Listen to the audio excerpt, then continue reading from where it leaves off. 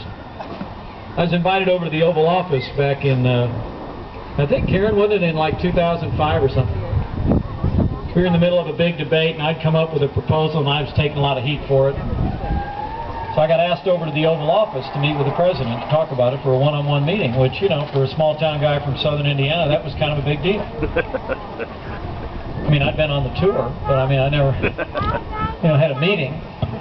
And I went over to see the president, and I'm sure that right before, this is probably appropriate, Kurt, because I really want you all to leave here encouraged tonight, I really do. And I think somebody told the president that I'd stepped into this big national debate back in the day, and I think a capable staffer pulled him alongside Jack and must have said, Mr. President, you know, talk to Pence about his bill, but you also ought to encourage him, you know, you ought to make sure you encourage him. So anyway, the president kind of waves me into the Oval Office. True story, though, I'm not making any of this up. He waves me in, we take the picture, we sit down, and, you know, and the president looks at me and he says, words I'll never forget. He says, Mike, I asked you over here because, he said, I asked you over here because I wanted to hear about your bill, but I also wanted you to be encouraged. And I said, well, thank you, Mr. President. I appreciate it. He goes, no, I'd like you to see me as an encourager.